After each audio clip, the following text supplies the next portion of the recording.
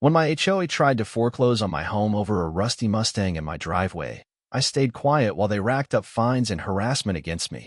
What they didn't know was that this junk car was Ford's first Mustang prototype.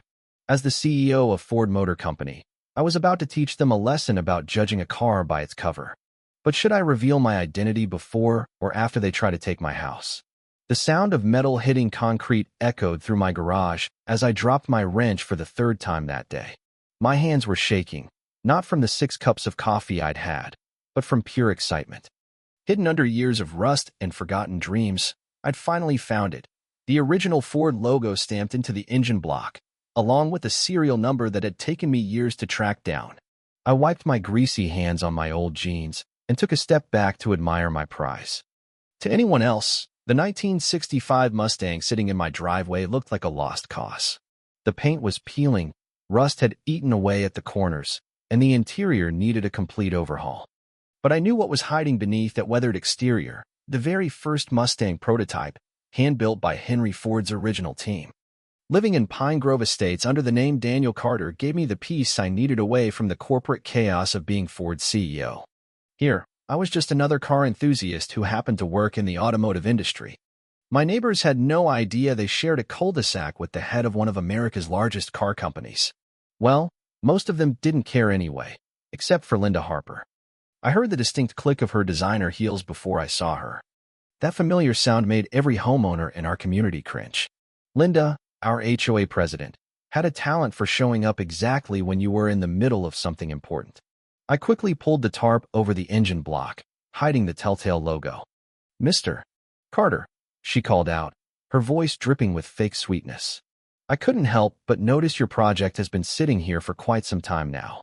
She held her tablet like a weapon, probably already typing up another violation notice. "Good morning, Linda," I replied, keeping my voice steady despite the urge to tell her exactly who she was talking to. "I'm making progress every weekend. Classic car restoration takes time." She looked at the car like it was personally offending her, then at my oil-stained driveway. "Our community has standards, Mr. Carter. This isn't some rural junkyard. Do you know what eyesores like this do to property values?" I watched as she snapped photos with her tablet, knowing they'd end up in some HOA presentation about neighborhood decline. Next door, I could see Tom Reynolds watching from his garage, shaking his head in sympathy. His daughter, Emily, waved at me. She'd been fascinated by the car since I moved in, always asking questions about engines and restoration techniques.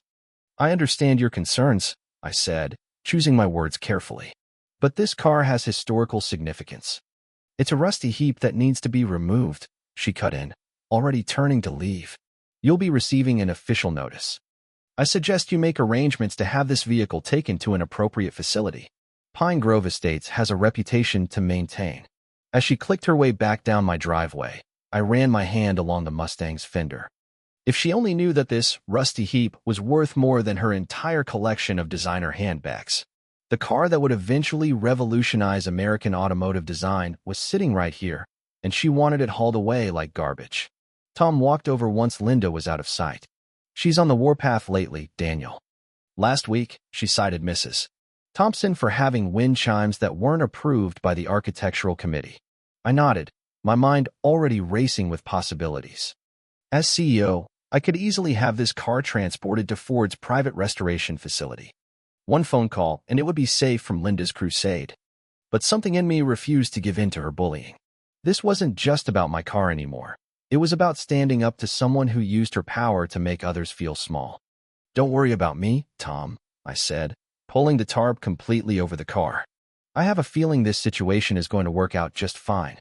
Little did Linda know, she had just picked a fight with someone who had the resources and determination to challenge her authority. The question was, how long should I let this play out before revealing my hand? I was underneath my Mustang, carefully documenting each original part, when a sharp knock interrupted my work. The orange notice on my door made my heart sink, not because I was worried, but because I knew exactly what was coming. "Vehicle in violation of HOA aesthetic standards," read the notice in bold letters. Below it, Linda Harper had scrawled her signature with such force it had torn the paper. I wiped my hands on my old Ford Motor Company shirt, which I wore as a private joke, and watched her marching down my driveway in her designer heels. Mr. Carter, Linda's voice could cut glass. She was filming with her phone, something she'd started doing to document violations. This eyesore has to go immediately. Do you have any idea what you're doing to our property values? I took a deep breath, remembering the management techniques I'd learned running one of America's largest companies. Linda, this is a classic car restoration project. The tarp covers it when I'm not working on it.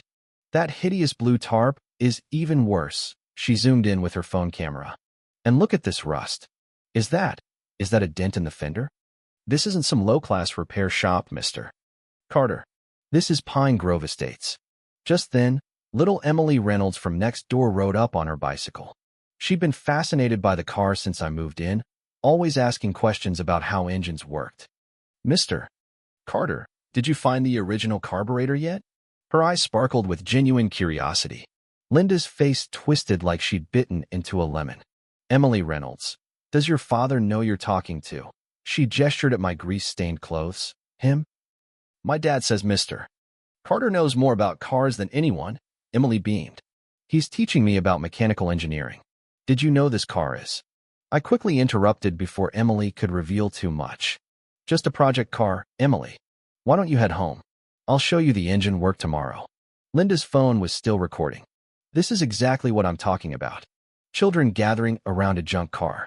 What's next, a garage sale? She spat out garage sale like it was a curse word. I picked up the notice, reading the fine print. According to this, I have 72 hours to address the violation. I appreciate your concern, Linda, but I'm well within my rights to restore a classic car in my own driveway. Oh, we'll see about that. She tapped something into her phone. Emergency HOA board meeting tomorrow. I'm sure the other members will be very interested in discussing property value protection measures. As she clicked away in her heels, I noticed Tom Reynolds, Emily's dad, watching from his porch. He gave me an apologetic wave. Welcome to Linda's kingdom, he called out softly. Last month, she fined Mrs. Thompson for having wind chimes that weren't acoustically approved. I smiled, folding the notice carefully in my briefcase. Inside, hidden under renovation permits and restoration documents, sat my Ford CEO business cards. I could end this with one quick reveal, but something told me to wait. Sometimes, the best lessons come from letting people show exactly who they are. Looking at my beloved Mustang, I ran my hand along its rusty fender. If Linda only knew this car's true value, she'd be out here with a chamois cloth herself. But for now, I had work to do. I picked up my wrench and slid back under the car, mentally calculating how many more violations it would take before Linda's true colors came out completely. The stack of HOA fines on my kitchen counter grew taller each day. First, it was 104 visible automotive repair equipment, then 104 visible automotive repair equipment, then 500 for unauthorized vehicle maintenance activities. Now, a whopping $1,000 weekly fine for persistent aesthetic violations. I picked up the latest notice, my coffee growing cold beside me, and spotted Linda's signature at the bottom, her pen stroke sharp and angry. My doorbell rang. It was Tom Reynolds from next door, holding his own stack of papers. Daniel, we need to talk, he said, glancing nervously over his shoulder. Linda's on the warpath, and you're not her first target. I invited him in, and Tom spread out what looked like years of HOA meeting minutes across my dining room table. Look at this pattern, he pointed to highlighted sections. 3 years ago, she forced Mrs. Thompson to dig up her award-winning rose garden because it wasn't on the approved plant list. Those roses had been growing there for 30 years. As Tom talked, I quietly took notes. He showed me case after case. The Johnsons had to repaint their entire house because the shade of blue was 2 degrees too bright. The Martinez family was fined for having a basketball hoop, even though 5 other houses had them. The difference? Theirs was the only one Linda could see from her morning walk route. But what happened last month to the Wilsons? Tom lowered his voice. That was the worst. Their son is a Marine serving overseas. They put up a small American flag by their door. Not even a flagpole, just one of those little ones that stick out from the wall. Linda hit them with so many fines for unauthorized exterior modifications that they had to take out a second mortgage. I felt my jaw tighten, but kept my expression neutral. In the corporate world, I'd learned that showing your hand too early could cost you everything. Has anyone ever challenged her? I asked, already knowing the answer. Tom sighed, running his fingers through his gray hair. A few tried. Linda's got the rest of the board wrapped around her finger. Her husband's a lawyer, and she makes sure everyone knows it. Plus, he hesitated, she keeps detailed files on everyone. Photos, recordings, everything. She calls it community documentation, but really, it's ammunition. Just then, we heard the distinct click of a camera outside. Through my window, I spotted Linda in her signature pink tracksuit, photographing my Mustang from multiple angles.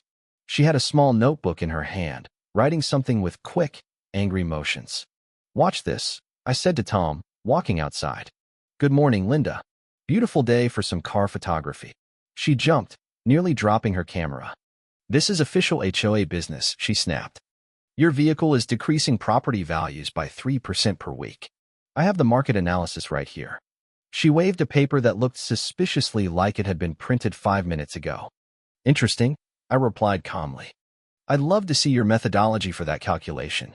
Also, I noticed you're using a Nikon D850. Excellent camera choice, that you might want to adjust your settings for the glare off the chrome." Linda's face reddened. She wasn't used to targets who talked back, politely. "You have 48 hours to remove this eyesore," she declared, stomping away. Back inside, Tom looked worried. "She's going to make your life hell." I smiled, picking up my cold coffee. "Sometimes, Tom, people are so busy looking at rust that they miss the masterpiece underneath. By the way, didn't your daughter Emily mention she's interested in mechanical engineering?" "Yeah, she's applying to colleges next year." "What? Tell her to stop by this weekend. I could use an extra pair of hands with the engine rebuild." I glanced at Linda's latest fine notice. "If we're still here to work on it." What Linda didn't know was that every threatening letter, every fine, every photo she took was building my case. Not just against her, but for something bigger. Sometimes, the best restoration projects require patience, whether it's a classic car or a broken community. The Pine Grove Estates Community Center was packed tighter than a drum. Linda stood at the front, her red blazer matching her angry face as she clicked through her PowerPoint presentation. "This is what's destroying our property values," she announced, showing a close-up of my Mustang's rusted fender. I sat quietly in the back, watching her flip through dozens of photos she'd taken of my car, some even time-stamped at 6 a.m. She'd really gone out of her way to document this violation. Next to me, Tom shifted uncomfortably in his seat, while his daughter Emily kept looking between me and Linda with worried eyes. "Just look at this eyesore." Linda's voice grew shriller with each slide. "The rust, the missing paint, the parts scattered everywhere. It's attracting all sorts of unsavory people to our community. Yesterday, I saw someone taking pictures of it from the street." I had to hide my smile. That unsavory person was actually an automotive historian I'd invited to document the restoration process. "And the noise," Linda continued, playing a video of me working on the engine last Sunday. "Power tools at 2 p.m. On a weekend? Some of us are trying to enjoy our afternoon tea in peace." Mrs. Thompson, our resident gardener, spoke up timidly. "Well, I rather enjoy the sound. It reminds me of when my late husband used to work on cars." "This isn't about nostalgia," Linda cut her off. "It's about protecting our investments. I've had 3 real estate agents tell me that this junkyard is affecting home showings on our street." That's when Emily's hand shot up. Linda tried to ignore it, but Emily stood up anyway, her voice shaking but determined. "Mr. Carter isn't running a junkyard. He's teaching me about automotive history and engineering. Did you know that car has special parts that were handmade? He showed me how to identify original welds and—" "Sit down, Emily," Linda snapped. "This isn't show and tell. This is about preserving our community standards." Tom stood up next to his daughter. "Let her finish, Linda. Some of us actually want to hear what our neighbors have to contribute." Linda's face turned an even deeper shade of red. "Fine. Does anyone else want to defend this eyesore? Maybe next, we'll allow broken washing machines on front lawns or perhaps junked refrigerators as lawn decorations." I watched as several other residents shifted uneasily. They'd all faced Linda's wrath before: the Williams family over their basketball hoop, the Patels for their holiday decorations, Mrs. Thompson for her non-regulation rose trellis. "I move that we begin immediate foreclosure proceedings," Linda declared. "According to Bylaw 73, any resident maintaining a non-functioning vehicle. Excuse me, I finally spoke up, my voice calm but carrying across the room.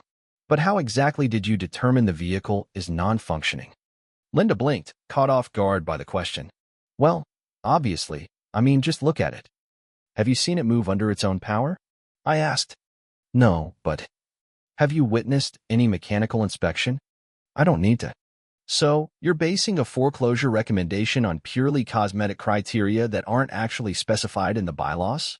I pulled out a copy of the HOA regulations, watching Linda's confident facade crack slightly. Emily grinned and pulled out her phone. I have a video from last week when Mr. Carter got the engine running. Want to see? Before Linda could respond, the door opened, and a small group of people walked in. More unsavory photographers. Linda sneered. Right on schedule. I caught Tom's eye and gave him a slight nod. The real show was about to begin, but Linda had no idea she was about to learn a very expensive lesson about judging books, or cars, by their covers. As Linda continued her rant about property values, I quietly pulled out my leather portfolio. Inside were the original blueprints, yellowed with age but perfectly preserved. Tom's eyes widened as I carefully showed him the hand-drawn sketches from 1962, each page signed by the original design team. Look at this, I whispered, loud enough for nearby residents to hear. Mrs. Thompson leaned in closer, adjusting her glasses. The date stamp and Ford logo were clear as day. Every single part of that rusty junk in my driveway matches these original designs perfectly, I said, pulling out more documentation. This car wasn't mass-produced in some factory. Each piece was handcrafted by a team of Ford's finest engineers. I spread out vintage photographs showing the prototype during its initial construction. See that dent in the left fender? It's still there today. We're keeping it as part of the car's history. Linda tried to regain control of the meeting. This is ridiculous. Anyone can print fake documents from the internet. That's when I pulled out my ace, the original build sheet, protected in a museum-grade sleeve. Internet, you say?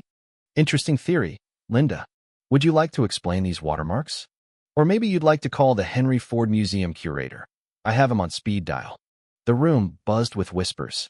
Tom picked up one of the photos, his hands shaking slightly. I remember seeing this car in a magazine when I was a kid. They only built one like this. It was the test model for every Mustang that came after. The very same, I confirmed, bringing up a detailed restoration log on my tablet. Every weekend I spend working on that car is documented. Every part I've restored is authenticated. That's why it's taking so long. You can't just order replacement parts for a one-of-a-kind prototype. Mrs. Thompson stood up slowly, her voice quivering with anger. Linda, you've been trying to find this man for restoring a piece of American history? My late husband worked at Ford for 40 years. He would be ashamed of how we're treating this gentleman. I continued sharing photos of the restoration process, including ones of Emily learning about engine timing. This isn't just about restoring a car. It's about preserving history and passing knowledge to the next generation. Emily beamed as several residents complimented her growing mechanical expertise. Linda sputtered, her face reddening. But the HOA bylaws clearly state, Section 7, Paragraph 3. I interrupted calmly. Historical vehicle restoration is permitted with proper documentation. I filed all the paperwork when I moved in. I pulled out one final document, my approved restoration permit, signed by the previous HOA president. The room fell silent as I stood up, straightening my tie. I've been patient with the harassment, the fines, and the threats. I've documented every incident, every improper action, and every violation of HOA procedures. I paused, making eye contact with each board member. But trying to foreclose on my home over a documented historical restoration project? That's not just wrong, it's legally questionable. Tom cleared his throat. I moved to dismiss all fines and cease any foreclosure proceedings. Several voices seconded the motion. I gathered my documentation, watching Linda's face grow paler by the second. I had more revelations in store, but timing was everything. Let them absorb this first. The bigger surprise could wait until they tried to vote on the foreclosure. The morning of our first Pine Grove Estates community car showed dawn bright and clear. The restored 1965 Mustang prototype sat in my driveway, its cherry red paint gleaming in the sunrise. Emily Reynolds was already there at 6 a.m., polishing the chrome trim we'd spent weeks restoring together. Mr. Carter. I mean, sir. She caught herself, still adjusting to knowing my real identity. Should we move it to the show area now? I handed her the keys. You've earned this, Emily. Just take it slow. As she carefully drove the Mustang to the community center parking lot, I noticed a familiar figure watching from behind curtains. Linda hadn't left town yet. Her condo sale was still pending. She'd been unusually quiet since the local news ran the story about a Ford CEO choosing their community to restore the company's most historic car. By 9 a.m., the show was in full swing. Classic car enthusiasts from across the state had come, bringing their own restored beauties. Tom, our new HOA president, had transformed the usually stuffy community center into an automotive museum, with Emily's hand-drawn posters explaining different restoration techniques. And this, I heard Emily telling a group of wide-eyed kids, is the original engine block. See these numbers here? They match Ford's original production records from 1965. Mr. Carter taught me how to decode them. The mayor showed up around noon, presenting our community with a Historical Preservation Award. As I accepted it, I couldn't help but remember Linda's foreclosure threat letter, now framed ironically in my garage next to the Mustang's original design sketches.